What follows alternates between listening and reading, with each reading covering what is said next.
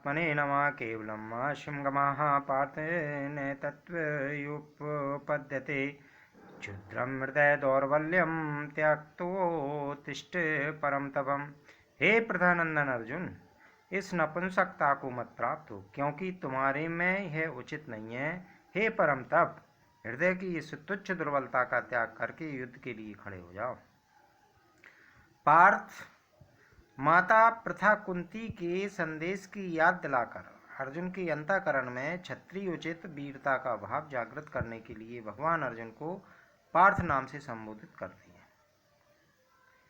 तात्पर्य है कि अपने में कायरता लाकर तुम्हें माता की आज्ञा का उल्लंघन नहीं करना चाहिए।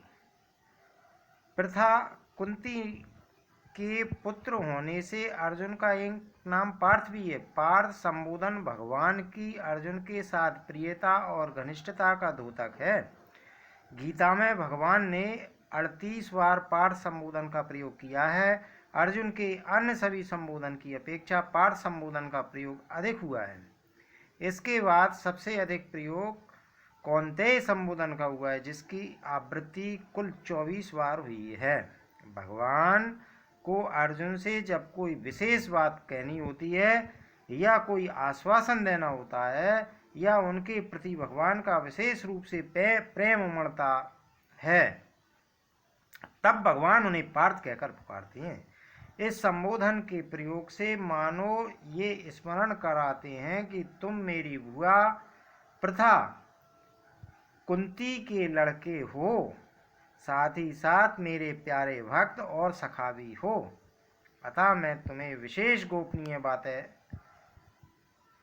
बताता हूँ और जो कुछ भी कहता हूँ सत्य तथा केवल तुम्हारे हित के लिए कहता हूँ। कुंती का संदेश था, तुम अर्जुन से तथा युद्ध के लिए सदा उद्यत रहने वाले भीम से यह कहना कि जिस कार्य के लिए क्षत्रिय माता पुत्र उत्पन्न करती हैं, अब उसका समय आ गया है। केवलम्मा शिवगमः, अर्जुन के कायरता के कारण युद्ध करने में अधर्म और युद्ध न करने में धर्म मान रहे थे।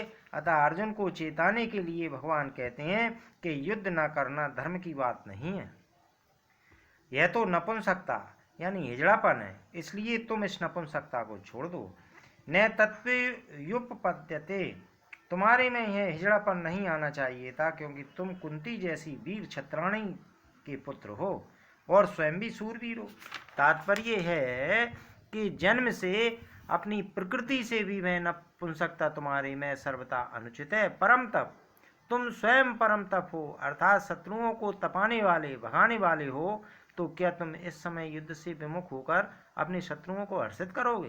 क्षुद्रम हृदय दौर्बलम त्यक्तो निष्ठम, यहाँ क्षुद्रम पद के दो अर्थ होते हैं। यह हृदय की दुर्बलता तुच्छता को प्राप्त करने वाली है, अर्थात मुक्ति स्वर्ग अथवा कीर्ति को देने वाली नहीं है। अगर तुम इस तुच्छता का त्याग नहीं करोगे तो स्वयं तुच्छ हो जाओगे, और यह हृदय की दुर्बलता तुच्छ चीज है। तुम्हारे जैसे सूरवीर के लिए ऐसी कुछ चीज का त्याग करना कोई कठिन काम नहीं है।